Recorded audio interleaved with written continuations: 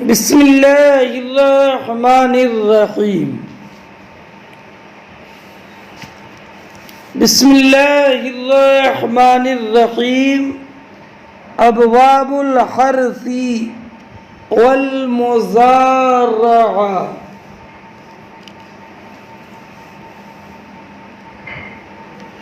وما جاء فیہ۔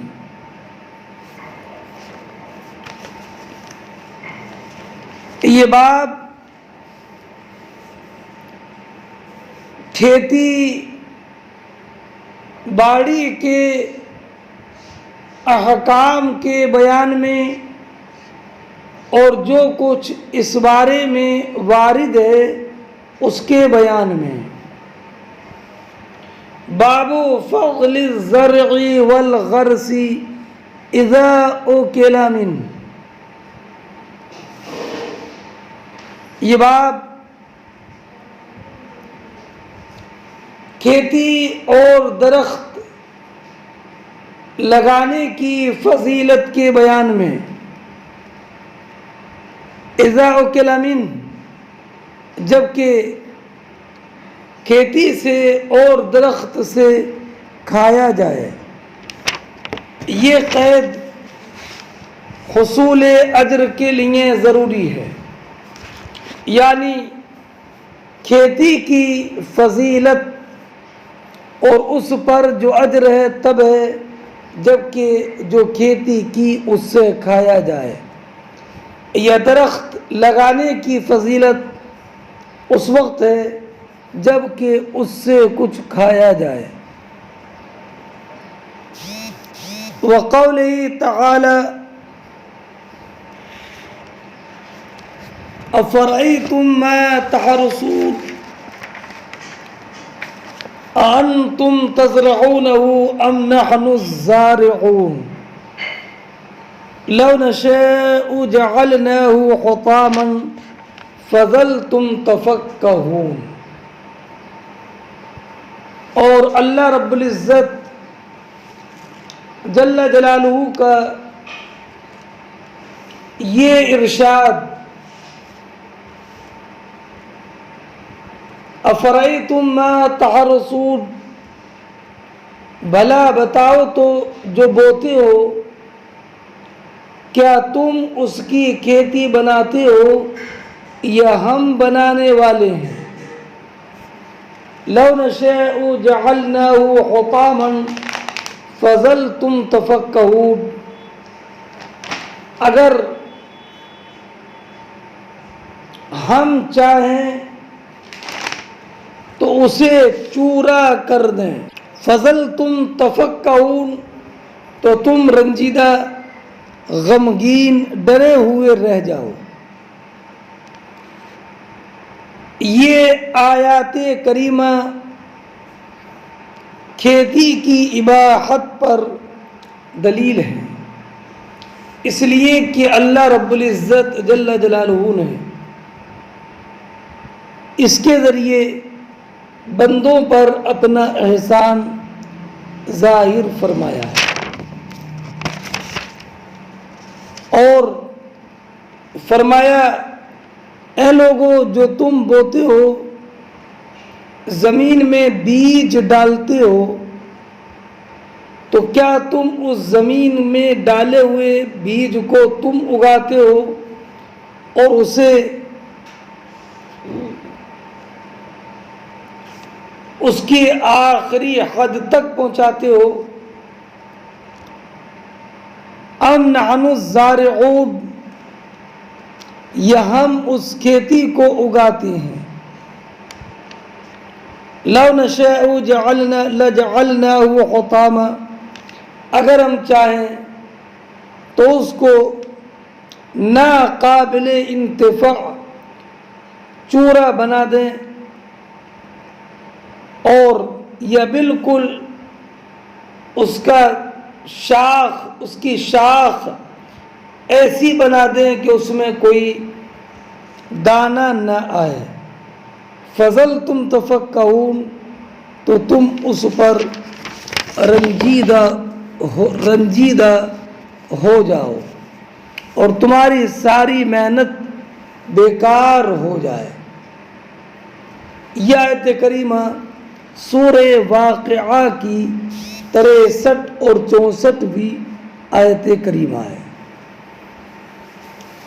حدثنا قتيبة بن سعيد قال حدثنا ابو عوانہ طویل سند وحدثني عبد الرحمن بن المبارك قال حدثنا ابو عوانہ عن قتادة عن انس قال قال رسول الله صلی اللہ علیہ وسلم ما من مسلم یغرس غرسا او یزرع زرعا فیأکل منه طیر او انسان او بہیمۃ الا کان له به صدقہ۔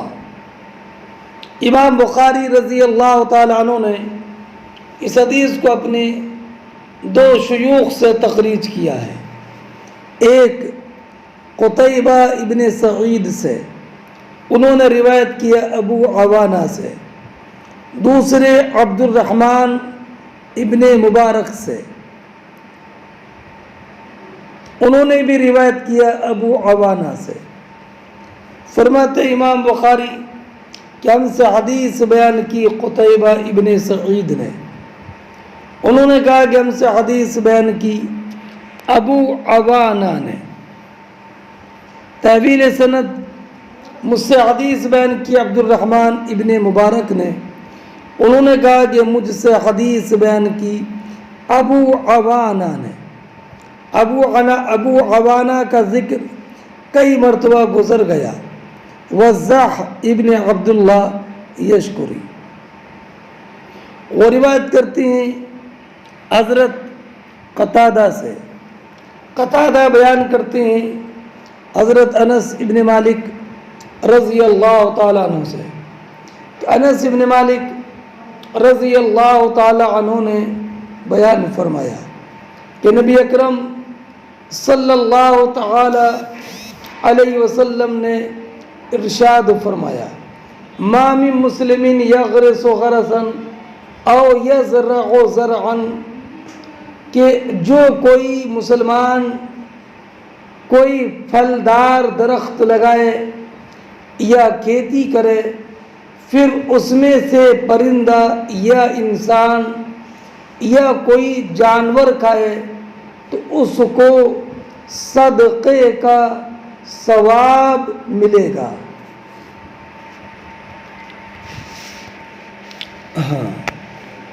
حضرت انس بن مالک رضی اللہ تعالی عنہ کی یہ روایت ہے۔ حضرت ابو ایوب انصاری کی روایت میں یہ ہے کہ نبی کریم صلی اللہ تعالی علیہ وسلم نے فرمایا ما من رجل یغرس غرسا الا كتب اللہ له من الاجر قدر ما یخرج من ثمر ذلك الغرس، کہ جو انسان کوئی پھلدار درخت لگاتا ہے تو اللہ رب العزت اس درخت سے جتنے پھل نکالتا ہے اتنی مقدار میں اجر و ثواب اس کے لیے لکھ دیتا ہے۔ جابر ابن عبداللہ رضی اللہ تعالی عنہ کی روایت میں یہ ہے کہ وہ کہتے قال رسول اللہ صلی اللہ علیہ وسلم ما من مسلم یغرس غرسا الا کان ما اکل منہ لہ صدقہ، کہ جس مسلمان نے پھلدار درخت لگایا تو جو اس کا پھل کھایا جاتا ہے اللہ اس کے لیے صدقے کا ثواب عطا فرماتا ہے۔ وما سرق منہ لہ صدقہ، اور جو اس کا پھل چوری کر لیا جائے تو اس کو اس پر بھی صدقے کا اجر عطا فرماتا ہے۔ وما اکل السبع فهو له صدقہ، یا کوئی درندہ اس سے کھا لے تو اس کے لیے صدقے کا ثواب لکھا جاتا ہے۔ وما اکلت الطیر فهو له صدقہ، اور جو کوئی پرندہ کھا لے اس کو اس کا ثواب اس کے لیے صدقے کا ثواب لکھا جاتا ہے۔ وَلَا يَرْزَعُ أَحَدٌ إِلَّا كَانَ لَهُ صَدَقَةٌ، یا کوئی بھی پھل اس کا توڑ لے، کم کر دے، تو اس کے لیے صدقے کا ثواب لکھا جاتا ہے۔ اور بھی روایتیں ہیں۔ حضرت ابو درداء کی روایت ہے کہ ایک صاحب حضرت ابو درداء کے پاس گزرے اور وہ کوئی پھلدار درخت دمشق میں لگا رہے تھے، تو انہوں نے کہا کہ آپ یہ پھل لگا رہے ہیں، حالانکہ آپ تو صحابی رسول ہیں؟ تو آپ نے فرمایا لا تعجل علیہ، تم مجھ پر ابھی جلدی مت کرو تعجب کرنے میں۔ سمعت رسول اللہ صلی اللہ علیہ وسلم، میں نے نبی کریم علیہ الصلاۃ والسلام سے سنا کہ نبی کریم نے ارشاد فرمایا من غرس غرسا لم یأکل منہ آدمی ولا خلق من خلق اللہ الا کان لہ بہ صدقہ، کہ جو انسان پھل لگاتا ہے تو اس سے جو کوئی بھی آدمی کھائے یا اللہ کی مخلوق میں سے کوئی بھی کھائے، پرندہ چرندہ درندہ، الا کان لہ بہ صدقہ، تو اس کو صدقے کا ثواب ملتا ہے۔ حضرت صائب ابن یزید اپنے والد سے روایت کرتے ہیں کہ نبی کریم علیہ الصلاۃ والسلام نے فرمایا من زرع زرعا فاکل من الطیر اب العافیہ کان لہ صدقہ، جو انسان کھیتی کرے اور اس کھیتی سے کوئی پرندہ یا کوئی مہمان کھا لے تو اس کے لیے صدقے کا ثواب ہے۔ اور حضرت معاذ ابن انس کی بھی روایت ہے جس کی تخریج احمد نے کی ہے معاذ ابن انس سے۔ وہ روایت کرتے ہیں نبی کریم صلی اللہ تعالی علیہ وسلم سے کہ نبی کریم علیہ الصلاۃ والسلام نے فرمایا من بنا بیتا فی غیر ظلم ولا اعتداء او غرس غرسا فی غیر ظلم ولا اعتداء کان لہ اجرا جاریا منتفع من خلق الرحمن تبارک و تعالی احد، کہ جس شخص نے کوئی مکان بنایا اور جس شخص نے کوئی درخت لگایا بشرطے کہ کسی پر ظلم و زیادتی نہ کی ہو تو اس کا اجر جاری رہے گا جب تک کہ اللہ رب العزت کی مخلوق اس مکان یا کھیتی یا درخت سے نفع حاصل کرتی رہے گی۔ من غیر ظلم کے الفاظ سے یہ واضح ہوا کہ اگر کسی کی زمین ناجائز طریقے سے دبا کر اس پر کھیتی کی یا کھیتی کرنے والے کسی ملازم کی حق تلفی کی تو وہ ثواب سے محروم رہے گا۔ اس حدیث سے کھیتی کرنے اور درخت لگانے کی فضیلت ظاہر ہوئی۔ بعض علماء نے اس سے یہ استدلال کیا کہ کھیتی کرنا کمانے کے طریقوں میں سب سے افضل طریقہ ہے۔ علامہ نووی نے یہی فرمایا کہ سب سے بہتر طریقہ کھیتی ہے، اور بعض نے کہا کہ سب سے افضل طریقہ کسب دستکاری ہے، اور بعض نے کہا کہ سب سے افضل تجارت ہے۔ اکثر حدیث اس بات پر دلالت کرتی ہیں کہ سب سے افضل طریقہ کسب دستکاری ہے۔ اور حاکم نے مستدرک میں ابو بردہ کی ایک حدیث روایت کی کہ سئل رسول اللہ صلی اللہ علیہ وسلم ای الکسب اطیب، نبی کریم علیہ السلام سے سوال کیا گیا کہ کسب میں کون سا طریقہ سب سے افضل ہے، تو فرمایا عمل الرجل بیدہ، انسان کا اپنے ہاتھ سے کام کرنا، وکل بیع مبرور، اور ہر جائز خرید و فروخت۔ ہاں، علامہ عینی علیہ الرحمت والرضوان نے فرمایا کہ یہ لوگوں کی حاجت کے اختلاف کے اعتبار سے افضل کیا ہے یہ مختلف ہوتا رہے گا۔ تو جب لوگ غلے کے زیادہ محتاج ہوں تو کھیتی کرنا سب سے افضل ہے تاکہ لوگوں پر وسعت ہو، اور جب لوگ سامان تجارت کے بہت زیادہ محتاج ہو جائیں کہ راستے بند ہو جائیں تجارت کے سامان کے آنے کے، تو تجارت سب سے افضل ہے، اور جب لوگ بنائے ہوئے سامان کے محتاج ہو جائیں تو دستکاری افضل ہے۔ علامہ عینی نے فرمایا ھذا حسن، یہ توضیح بہتر ہے۔ اس حدیث سے یہ بھی معلوم ہوا کہ آخرت میں نیکی والے کاموں پر مرتب ہونے والا ثواب مسلمان کے ساتھ خاص ہے۔ آخرت میں ثواب کافر کو نہیں ملے گا، اور اگر کافر کوئی اچھا کام کرتا ہے، مثلا پل بنوا دیا یا کوئی بھی نیک کام کر دیا، تو اس کے لیے آخرت میں کوئی ثواب نہیں ہے، بلکہ اس کا صلہ اس کو دنیا میں دے دیا جاتا ہے، اس طور پر کہ اس سے کوئی آنے والی مصیبت ٹال دی جاتی ہے۔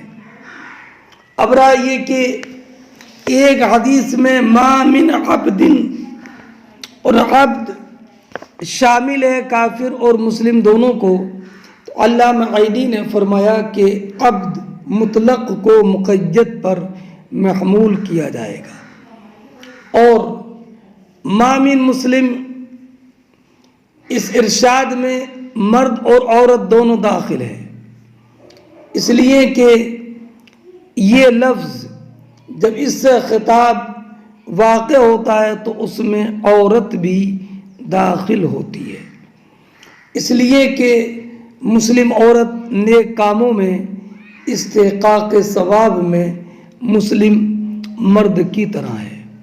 اور اس سے یہ بھی معلوم ہوا کہ کھیتی کرنے والے اور کاشتکار اور پھلدار درخت لگانے والے کے لیے اجر کا حصول ہوتا ہے، اگرچہ اس کا مقصد حصول اجر نہ ہو، یہاں تک کہ اگر اس نے پھلدار درخت لگایا اور اس کو بیچ دیا، یا کھیتی کی اور اس کو بیچ دیا، تو اس کو اس پر بھی اجر ملے گا، اس لیے کہ اس نے لوگوں پر وسعت اور آسانی پیدا کی ان کے روزیوں کے حصول میں۔ اور ایک حدیث میں یہ ہے کہ حضرت عبداللہ ابن عمر، حضرت عبداللہ ابن مسعود رضی اللہ تعالی عنہ نے فرمایا لا تتخذوا الزیعۃ فترکنوا الی الدنیا، اے لوگوں پیشہ اختیار مت کرو ورنہ دنیا کی طرف تم جھک جاؤ گے۔ یہ روایت امام ترمذی نے کی ہے، تو اس کا جواب یہ کہ نہیں، یہ محمول ہے اس پر کہ انسان کھیتی باڑی میں اتنا زیادہ مصروف ہو جائے کہ حقوق اللہ اور حقوق العباد کی ادائیگی میں کوتاہی کرنے لگے۔ لیکن اگر اتنا زیادہ انہماک نہیں ہے اور حقوق اللہ اور حقوق العباد کی ادائیگی بھی کرتا ہے اور کھیتی باڑی کرتا ہے تو پھر اس کھیتی باڑی کرنے میں اجر ہوگا۔ اس حدیث سے یہ بھی معلوم ہوا کہ زمین کی آبادی میں اپنے لیے اور اپنے بعد آنے والوں کے لیے کوشش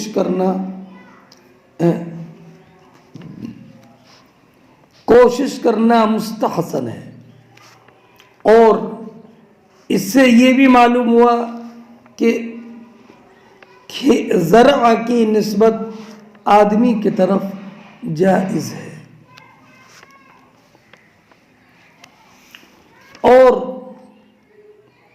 اس سے یہ بھی معلوم ہوا کہ اگر کسی انسان کے کھیتی کرنے یا پھلدار درخت لگانے کا فائدہ کسی آزاد یا غلام مطیع یا عاصی کو پہنچا تو اللہ رب العزت اس پر بھی اجر اور ثواب عطا فرمائے گا۔ وقال لنا مسلم قال حدثنا ابان قال حدثنا قتادہ قال حدثنا انس عن النبی صلی اللہ علیہ وسلم۔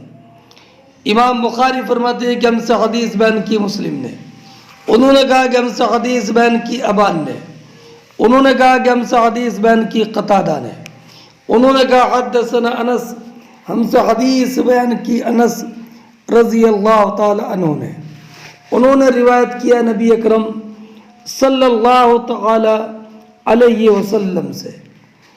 یہاں پر امام بخاری نے یہ سند ذکر کی اس لیے کہ اس میں صراحت ہے کہ حضرت قتادہ نے انس ابن مالک رضی اللہ تعالی عنہ سے سنا ہے۔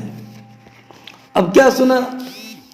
وہ حدیث یہاں پر ذکر نہیں کی ہے کہ نبی اکرم، اس میں یہ ہے کہ نبی کریم علیہ الصلاۃ والسلام ام مبشر کے باغ میں داخل ہوئے جو ایک انصاری عورت تھی، تو نبی کریم صلی اللہ تعالی علیہ وسلم نے فرمایا کہ یہ کھجور کا درخت کس نے لگایا؟ مسلمان نے یا کافر نے؟ تو بتایا کہ مسلمان نے۔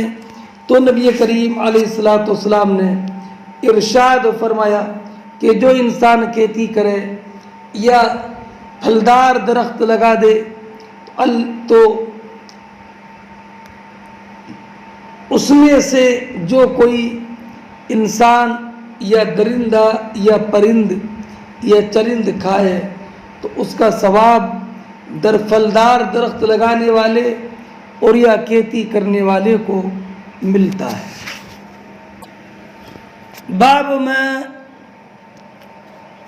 باب ما يحذر من عواقب الاشتغال بآلة الزرع او مجاوزة الحد الذي امر به۔ یہ باب اس بیان میں کہ کھیتی باڑی کے سامان میں بہت زیادہ مشغول ہو جانے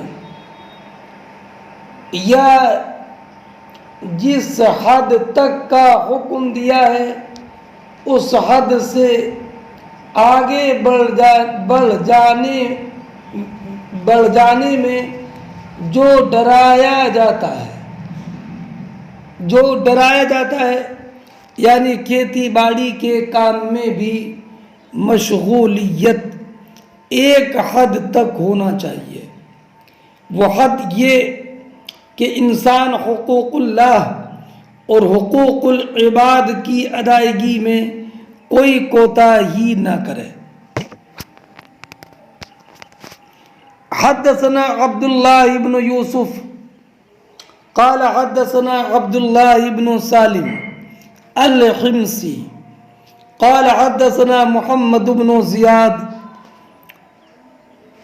قال حدثنا محمد بن زياد الهاني عن ابي امامة الباهلي قال ورأى سكة وشيئا من آلة الحرث فقال سمعت النبي صلى الله عليه وسلم يقول لا يدخل هذا بيت قوم إلا أدخله الذل اور ایک روایت میں إلا أدخله الذل.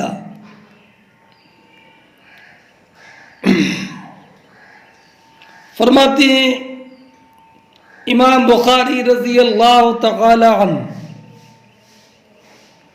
کہ ہم سے حدیث بیان کی عبداللہ ابن یوسف نے. انہوں نے کہا کہ ہم سے حدیث بیان کی عبداللہ ابن سالم حمصی نے.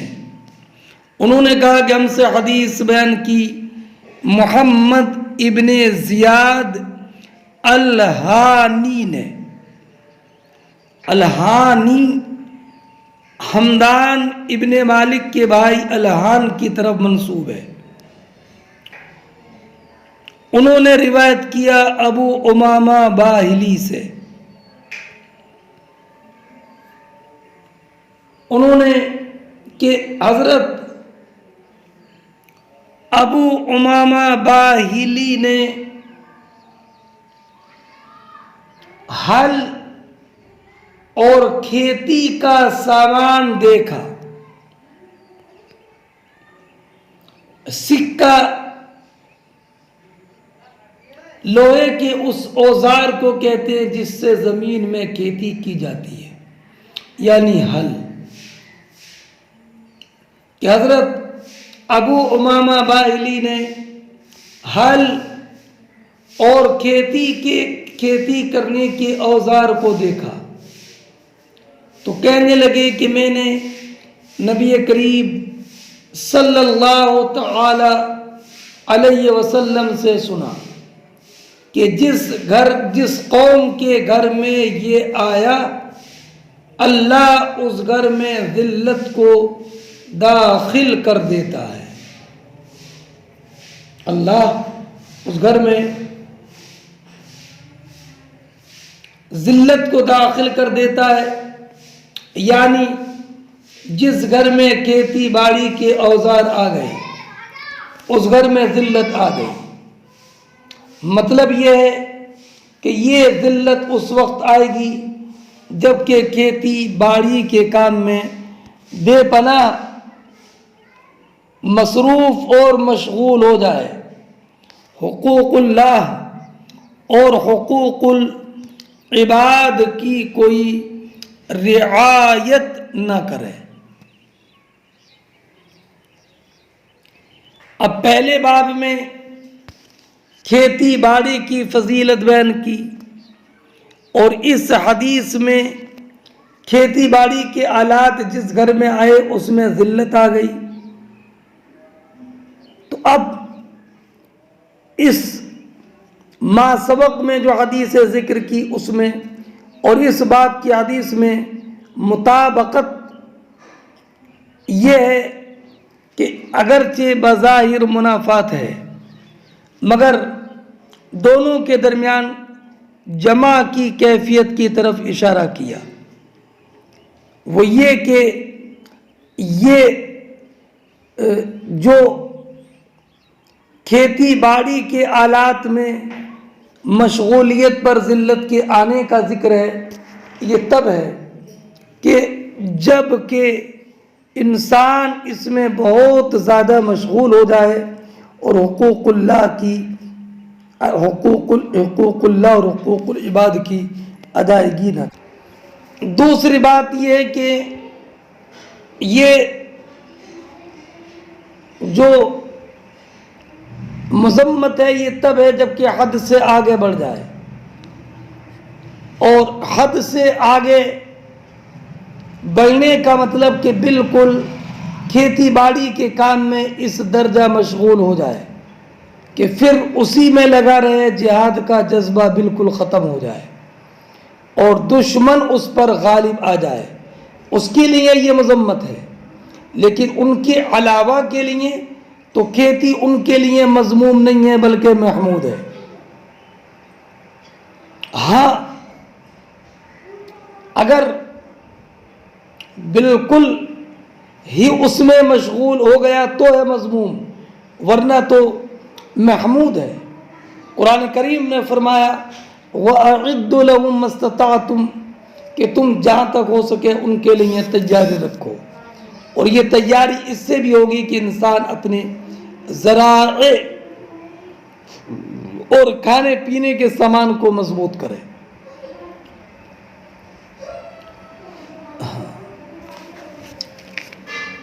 فرماتی ہیں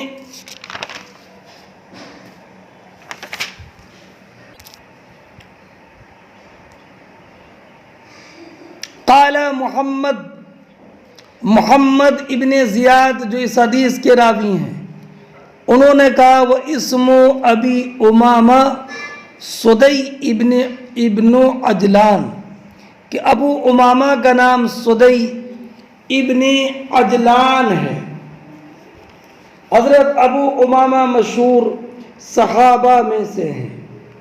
آپ مصر میں رہتے تھے، پھر حمص میں منتقل ہو گئے اور وہیں حمص کے 10 میل قریب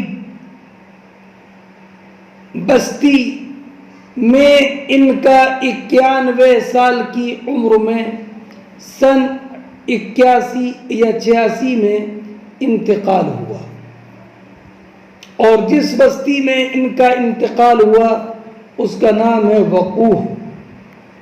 شام میں انتقال کرنے والے یہ آخری صحابی ہیں۔ کرمانی میں ہے کہ ان سے 150 حدیث مروی ہیں، جن میں سے 5 حدیث بخاری شریف میں ہے۔ ان کی عادت یہ تھی وَكَانَ لَا يَمُرُّ بِصَغِيرٍ وَلَا كَبِيرٍ إِلَّا سَلَّمَ عَلَيْهِ کہ وَكَانَ لَا يَمُرُّ بِصَغِيرٍ وَلَا كَبِيرٍ إِلَّا سَلَّمَ عَلَيْهِ کہ ہر چھوٹے بڑے بزرگ کو راہ چلتے ہوئے سلام کہتے تھے۔ ان کی طبیعت میں تکبر و نخوت نہ تھا، اپنی داڑھی میں زرد رنگ کا خضاب لگاتے تھے۔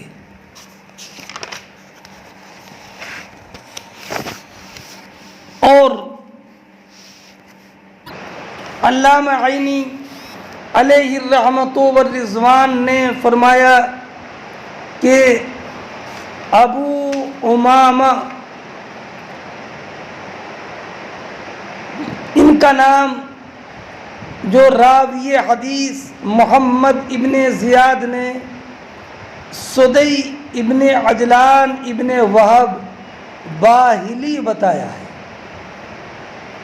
اور جس آبادی میں ان کا انتقال ہوا اس کو دقوہ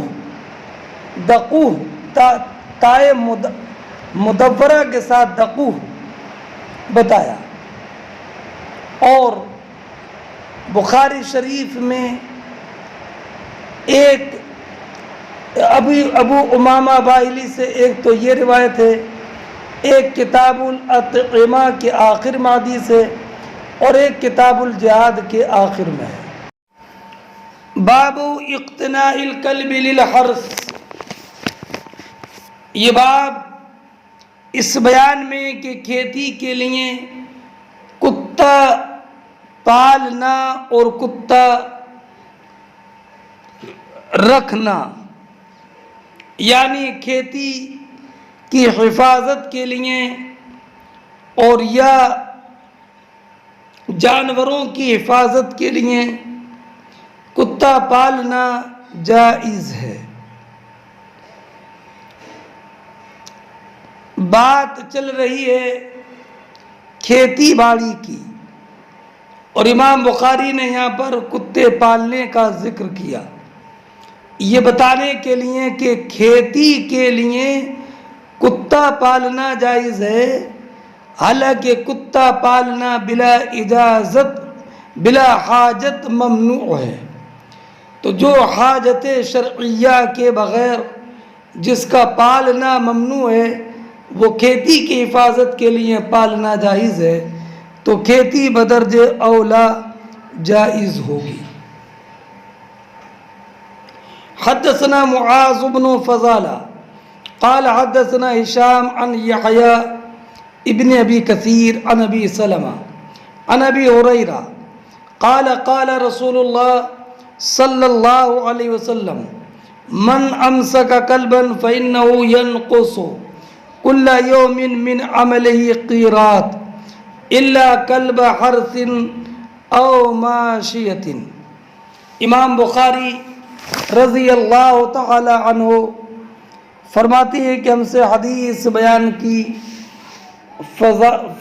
معاذ ابن فضالہ نے، انہوں نے کہا کہ ہم سے حدیث بیان کی ہشام نے، وہ روایت کرتے ہیں یحییٰ ابن ابی کثیر سے، وہ روایت کرتے ہیں ابو سلمہ سے، وہ روایت کرتے ہیں حضرت ابو ہریرہ رضی اللہ تعالی عنہ سے کہ ابو ہریرہ نے بیان کیا کہ نبی کریم صلی اللہ تعالی علیہ وسلم نے فرمایا من امسک کلبا، جس انسان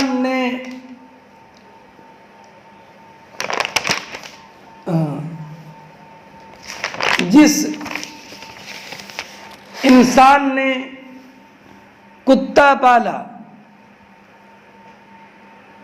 فَإِنَّهُ يَنْقُصُ كُلَّ يَوْمٍ مِّنْ عَمَلِهِ قِيرَاط، تو اس کے عمل خیر کا ثواب قیراط کے برابر ہر دن کم کم ہوتا رہے گا،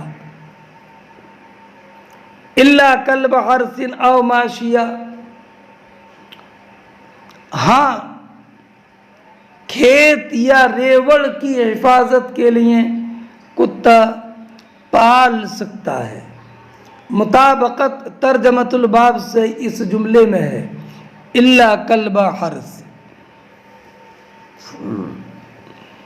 مسلم شریف کی روایت میں یہ ہے کہ ابو ہریرہ نے فرمایا کہ نبی کریم علیہ الصلوۃ والسلام نے فرمایا من اتخذ کلبا الا کلب ماشیۃ او صید او زرع انتقص من اجرہ کل یوم قیراط، کہ جو انسان کتا پالے تو اس کے نیک کام کے اجر سے ہر دن ایک قیراط کم ہوتا رہے گا، سوائے ریوڑ کی حفاظت کے کتے کے اور یا شکاری کتے کے یا کھیتی کی حفاظت کے کتے کے۔ حضرت سالم نے عبداللہ ابن عمر رضی اللہ تعالی عنہ سے روایت کی کہ انہوں نے کہا کہ نبی کریم علیہ الصلوۃ والسلام نے فرمایا من اقتنى کلبا الا کلب صید او ماشیہ نقص من اجرہ کل یوم قیراطانی، کہ جس انسان نے کتا پالا سوائے شکار کے کتے کے یا ریوڑ کی حفاظت کے کتے کے، تو اس کے اجر سے ہر دن 2 قیراط کم ہوتے رہیں گے۔ حضرت عبداللہ ابن عمر رضی اللہ تعالی عنہ کی دوسری روایت میں یہ کہ نبی کریم علیہ الصلوۃ والسلام نے فرمایا ایما اہل دار اتخذوا کلبا، کہ جو گھر والے کتے پالیں الا کلب ماشیۃ او کلب صید، سوائے مویشی کی حفاظت کے کتے کے یا شکاری کتے کے، نقص من عملہ کل یوم قیراطان، ہر دن اس کے عمل کا ثواب، عمل خیر کا ثواب 2 قیرات کم ہوتا رہے گا۔ اب یہاں پر جو روایت ابو ہریرہ رضی اللہ تعالیٰ عنہ کی ہے، اس میں یہ کہ 1 قیرات ثواب کم ہوگا۔ حضرت عبداللہ ابن عمر کی جو روایت ہے اس میں یہ کہ 2 قیرات ثواب کم ہوگا۔ دونوں میں تطبیق علامہ عینی علیہ رحمت والرضوان نے کئی طریقے سے دی ہے۔ ایک تو یہ کہ یہ کتوں کی 2 قسموں کے اعتبار سے ہے۔ ایک وہ کتا کہ جو کہ بہت زیادہ تکلیف پہنچاتا ہو تو اس کے پالنے کی وجہ سے 2 قیرات اجر کم ہوگا، اور ایک یہ کہ وہ کتا جس کی تکلیف پہنچانا کم ہو اس کے پالنے سے 1 قیرات کم ہوگا۔ اور دوسرا جواب یہ دیا کہ اگر خود دیہات میں رہتا ہے یا جنگل میں جو خیمے رہتے ہیں ان میں اگر رہنے والے نے کتا پالا بلا ضرورت تو اس کے نیک اعمال کا ثواب 1 قیرات کم ہوگا، اور شہر یا آبادیوں میں رہتا ہے تو اس کے پالنے کی وجہ سے 2 قیرات ثواب کم ہوگا۔ اور بعض لوگوں نے کہا کہ یہ 2 زمانوں کے اعتبار سے ہے۔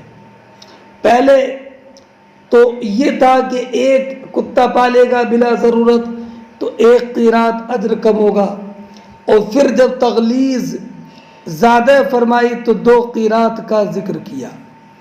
اب رہا یہ کہ ثواب کم کیوں ہوتا ہے، تو کہا گیا کہ ایک وجہ یہ ہے کہ چونکہ کتا پالنے کی وجہ سے گھر میں رحمت کے فرشتے داخل نہیں ہوتے، اس لیے اجر کم ہوتا ہے۔ اور بعض نے کہا اس وجہ سے اجر کم ہوتا ہے چونکہ یہ گزرنے والوں کو تکلیف پہنچاتا ہے، اور یہ کتا پالنے سے ممانعت تھی اور پھر کتا پالا تو سزا کے طور پر اجر کم ہوتا ہے۔ اور بعض نے کہا اس لیے کہ اس کی بو ناپسندیدہ ہوتی ہے، اور اس لیے کہ کبھی کبھی غفلت کے وقت میں کتا برتنوں میں منہ ڈال دیتا ہے، اس وجہ سے اجر کم ہوتا ہے۔ کلبہ ماشیہ کا اطلاق بھیڑ، گائے، بکریوں پر ہوتا ہے، اور اکثر اس کا استعمال بکریوں پر ہوتا ہے۔ ماشیہ کی جمع مواشی آتی ہے۔ اب رہا یہ کہ جو اجر کم ہوتا ہے، یہ جو عمل کر چکا ہے اس کا اجر کم ہوگا، یا جو عمل کرے گا مستقبل میں اس کا اجر کم ہوگا۔ تو علامہ ابن تین نے کہا کہ مراد یہ ہے کہ اگر کتا نہ پالتا تو اس کا عمل کامل ہوتا، اور جب کتا پالا اس نے تو اس کے عمل میں نقصان ہو گیا۔ ہاں، وقال ابن سیرین و ابو صالح عن ابی ہریرہ رضی اللہ تعالی عنہ عن النبی صلی اللہ علیہ وسلم الا کلب غنم او حرث او صید۔ محمد ابن سیرین نے ابو ہریرہ سے روایت کی، اور ابو صالح ذکوان زیاد سمان نے کہا، ابو ہریرہ رضی اللہ تعالیٰ عنہ سے روایت کر کے انہوں نے روایت کیا نبی کریم صلی اللہ تعالیٰ علیہ وسلم سے، تو اس میں یہ الا کلب غنم او حرث او صید، الا کلبہ یعنی اس میں یہ کہ منقتنا کلبن الا کلب غنم او حرث او صید فإنه ينقص من عمله كل يوم قيراتان۔ وقال ابو حازم عن ابی ہریرہ عن النبی صلی اللہ علیہ وسلم کلب صید او ماشیۃ۔ ابو حازم جو سلمان اشجعی ہیں، انہوں نے روایت کی ابو ہریرہ سے، انہوں نے روایت کی نبی کریم علیہ السلام سے۔ تو اس میں یہ ہے کہ ایما آل دار ربطوا کلبا لیس بکلب صید ولا ماشیۃ نقص من اجرهم كل يوم قيراط۔ حدثنا عبد الله بن يوسف قال اخبرنا مالك عن يزيد بن خصيفة ان السائب بن يزيد حدثه انه سمع سفيان بن ابي زهير رجلا من ازد شنوءة وكان من اصحاب النبي صلی اللہ علیہ وسلم قال سمعت رسول اللہ صلی اللہ علیہ وسلم یقول من اقتنى کلبا لا یغنی عنہ زرعا ولا زرعا نقص كل يوم من عمله قيراط۔ قلت انت سمعت هذا من رسول الله صلی اللہ علیہ وسلم قال ای ورب هذا المسجد۔ فرماتے ہیں ہم سے حدیث بیان کی عبداللہ ابن یوسف نے، انہوں نے کہا کہ ہمیں خبر دی مالک نے، انہوں نے روایت کیا یزید ابن خصیفہ سے، انہوں نے کہ بے شک سائب ابن یزید نے ان سے حدیث بیان کی کہ انہوں نے سفیان ابن ابی زہیر سے سنا جو قبیلہ ازد شنوءہ کے ایک فرد تھے اور نبی کریم علیہ السلام کے اصحاب میں سے تھے۔ وہ کہتے ہیں کہ میں نے نبی اکرم صلی اللہ تعالی علیہ وسلم کو سنا کہ نبی کریم علیہ السلام نے ارشاد فرمایا کہ جس انسان نے بلا ضرورت کتا پالا جو نہ کھیت کے کام کا ہو اور نہ بکریوں کے حفاظت کے لیے ہو، اس کے اعمال میں سے روزانہ ایک قیراط کے برابر ثواب کم ہوگا۔ سائب ابن یزید کہتے ہیں کہ میں نے کہا کہ سفیان ابن زہیر سے کہ آپ نے یہ نبی اکرم صلی اللہ تعالی علیہ وسلم سے سنا ہے؟ تو انہوں نے کہا ہاں، اس مسجد کے رب کی قسم میں نے یہ نبی کریم صلی اللہ تعالی علیہ وسلم سے سنا ہے۔ ہاں، یہ جو قسم کھائی وہ رب ھذا المسجد، یہ قسم تاکید کے لیے ہے۔ اس حدیث سے یہ معلوم ہوا کہ کھیت کی رکھوالی، جانور کی حفاظت، شکار یا اسی طرح کی اور صحیح غرض کے لیے کتا پالنا جائز ہے، اور بلا غرض کتا رکھ پالنا ممنوع ہے، نیک اعمال کے ثواب میں کمی کا باعث ہے۔ سفیان ابو زہیر یہ صحابی ہیں، ان کے جو شاگرد ہیں سائب ابن یزید کندی، یہ بھی مشہور صحابی ہیں، یہ صحابی ابن صحابی ہیں۔ جب ان کے والد یزید اپنے بیٹے سائب کو حجۃ الوداع میں اپنے ساتھ حج کے لیے لے گئے تو ان کی عمر 7 سال کی تھی۔ نبی کریم صلی اللہ تعالی علیہ وسلم کے وصال کے وقت ان کی عمر 8 سال کی تھی۔ حضرت عمر نے اپنے دور خلافت میں حضرت سائب ابن یزید کو سوق مدینہ کا والی و منتظم مقرر کیا تھا۔ باب استعمال البقر للحراستی یہ بات اس بارے میں کہ کھیتی کے کام کے لیے گائے بیل سے کام لینا، بقر اس میں جنس ہے، مذکر و مؤنث دونوں پر بولا جاتا ہے۔ حدثنا محمد بن بشار قال حدثنا غندر قال حدثنا شعبہ عن سعد قال سمعت ابا سلمة عن ابی ہریرہ عن النبی صلی اللہ علیہ وسلم قال بینما رجل راکب على بقرة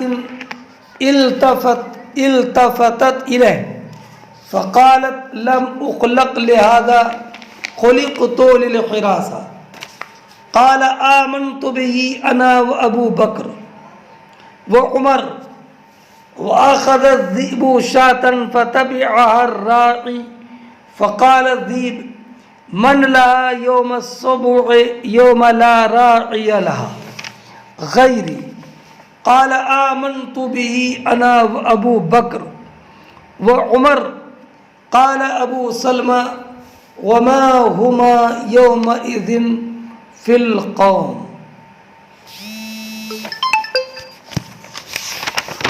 فرماتے ہیں امام بخاری رضی اللہ تعالی عنہ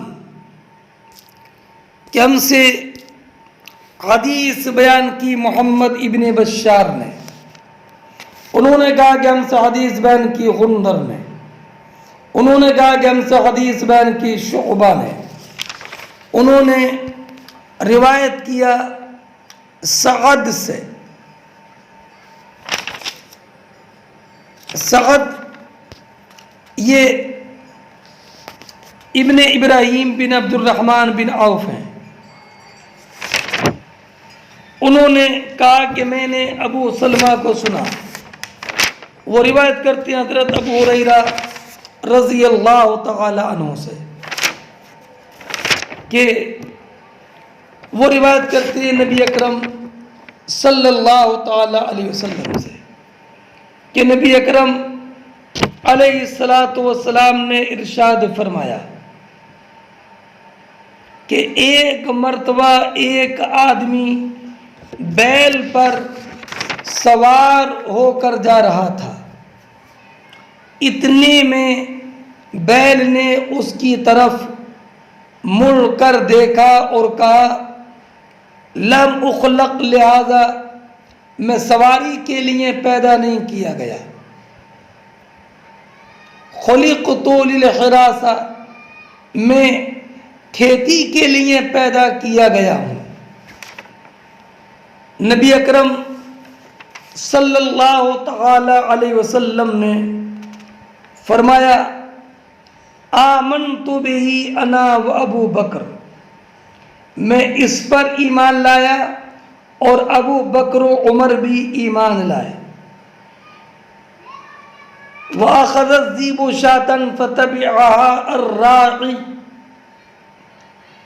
کہ ایک بکری نے بھیڑیے کو، ایک بکری کو بھیڑیے نے پکڑ لیا، فَتَبِعَهَا الرَّاعِي، تو چرواہا اس کے پیچھے بھاگا بھیڑیے سے بکری چھڑانے کے لیے۔ تو بھیڑیے نے کہا سبع کے دن اس کو کون بچائے گا، یوم لا راعی لہا غیری، اس دن میرے سوا کوئی اس کا نگہبان نہ ہوگا۔ آپ نے فرمایا آمنت بہ انا و ابو بکر و عمر، میں اس پر ایمان لایا اور ابو بکر و عمر بھی ایمان لائے۔ حضرت ابو سلمہ کہتے ہیں وما ہما یومئذ فی القوم، حالانکہ ابو بکر و عمر اس دن اس مجلس میں موجود نہیں تھے۔ مطابقت ترجمۃ الباب سے اس جملے میں ہے کہ اس بیل نے کہا تھا خلقت للحراسہ، حراسہ میں کھیتی باڑی کے لیے پیدا کیا گیا۔ اب اگلا جملہ وَأَخَذَ الذِّئْبُ شَاةً کہ ایک بھیڑیے نے بکری کو پکڑ لیا، اس کا چرواہا اس کے پیچھے دوڑا، تو بھیڑیے نے کہا من لہا یوم السبع، اس کا محافظ کون ہوگا سبع کے دن۔ اب سبع سے مراد کیا ہے؟ تو اکثر محدثین نے کہا کہ بھیڑیے کا اس قول کا مطلب یہ ہے کہ جب کوئی درندہ اس بکری کو پکڑ لے گا اور کوئی اس کے چھڑانے پر قادر نہیں ہوگا، تو اس وقت اس کو دیکھنے والا میرے علاوہ کوئی دوسرا نہیں ہوگا۔ تم تو بھاگ جاؤ گے اور میں اس سے قریب رہوں گا، میں دیکھوں گا کہ یہ درندہ کتنا بکری کھا کر کتنی بکری کا کتنا حصہ میرے لیے چھوڑتا ہے۔ اور بعض علماء نے یہ فرمایا کہ یہ لفظ ہے سبع، من لہا یوم السبع، اور سب سے مراد جو ہے وہ فتنے کا دن مراد ہے۔ معنی یہ کہ جس دن فتنہ برپا ہوگا اور اس فتنے کی ہولناکی کی وجہ سے سب بکری والے اپنی بکریوں کو چھوڑ دیں گے، تو اس دن اس کا نگہبان میرے سوا کون ہوگا؟ اور ابن العرابی نے کہا کہ سب یہ ایک جگہ ہے جو محشر میں ہوگی، تو گویا کہ یہ کہا من لہا یوم القیامہ، کون ہے قیامت کا دن، اس کا جو قیامت کے دن جو بکری کا محافظ ہو۔ اور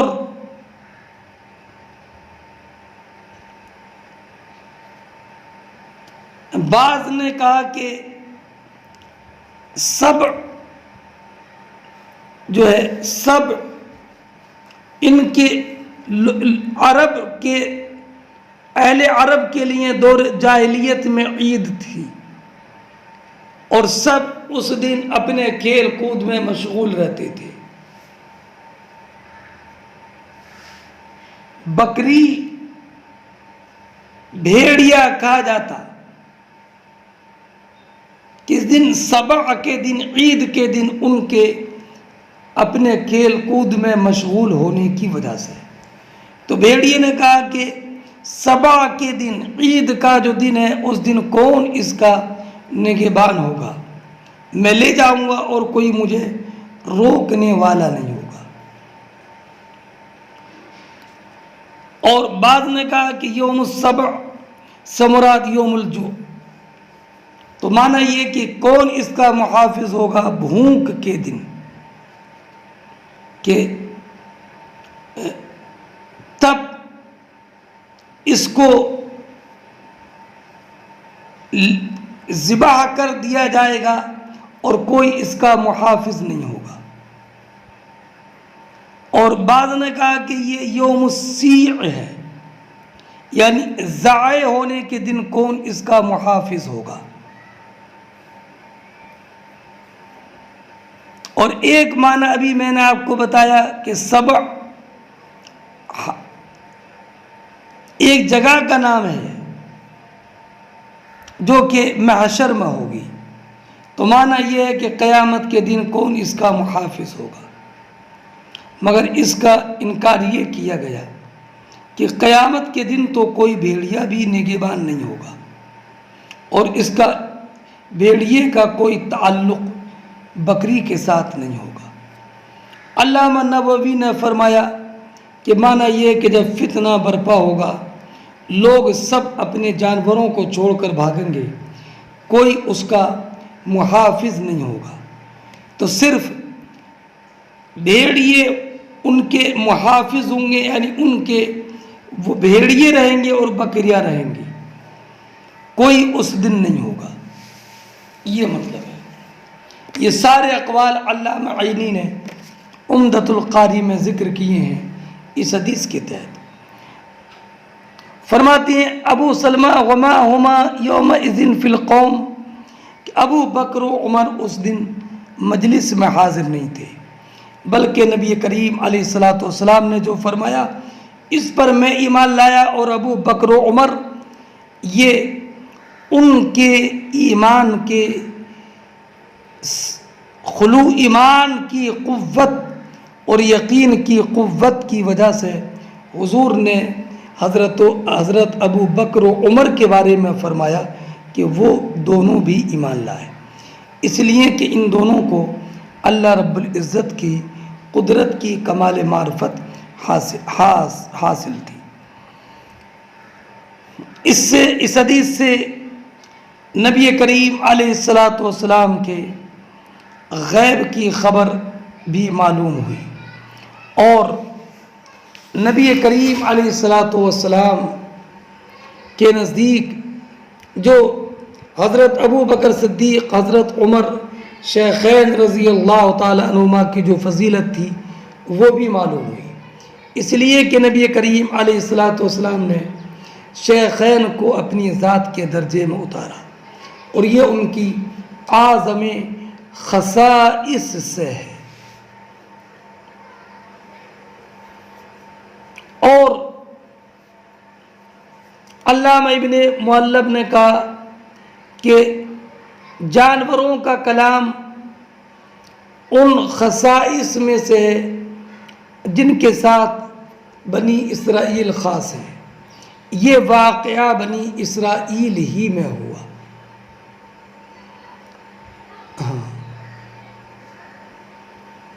لیکن علامہ بدر الدین عینی علیہ الرحمۃ والرضوان نے علامہ بدر الدین ابو بکر علامہ بدر الدین عینی علیہ الرحمۃ والرضوان نے فرمایا کہ جانوروں کا کلام بنی اسرائیل کے ساتھ خاص نہیں ہے،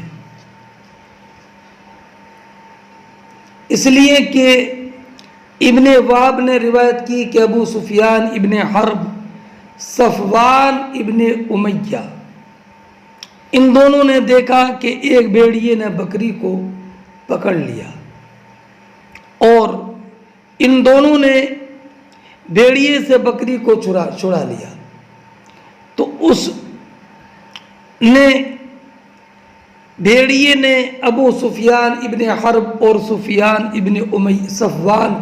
ابن امیہ سے کہا تھا یہ میری غذا تھی جو اللہ رب العزت جل جلالہ نے مجھ کو عطا فرمائی تھی۔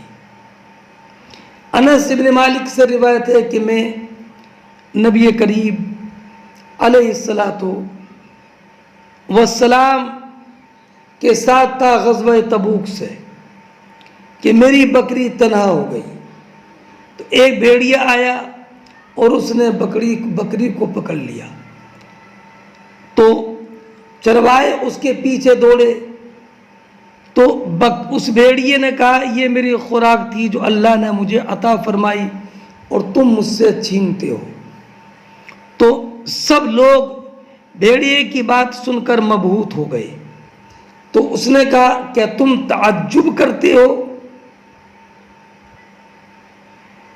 اور ایک روایت میں یہ ہے کہ